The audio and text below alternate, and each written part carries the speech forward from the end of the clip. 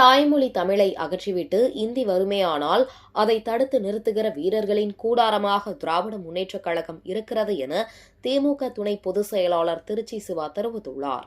மதுரை மாவட்டம் உசிலம்பட்டி அருகே அத்திப்பட்டியில் உசிலம்பட்டி சட்டமன்ற தொகுதி சார்பில் தமிழ்நாடு தலைகுனியாது மாபெரும் பொதுக்கூட்டம் நடைபெற்றது.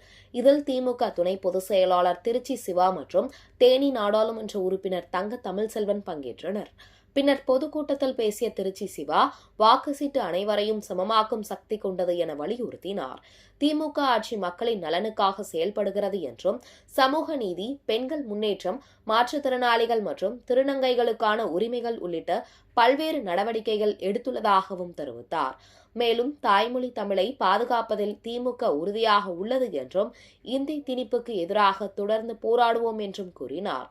திராவிட மாடல் ஆட்சி அனைவரையும் உள்ளடக்கிய ஆட்சி என விளக்கி மீண்டும் திமுக கூட்டணிக்கு ஆதரவு அளிக்குமாறு வாக்காளர்களை கேட்டுக் கொண்டார். தமிழ்நாடு யாருக்கும் தலைகுனியாது என்றும், வரவிருக்கும் தேர்தலில் அதிக வாக்கு வித்தியாசத்தில் வெற்றி பெறுவோம் என்ற நம்பிக்கையையும் அவர் வெளிப்படுத்தினார்.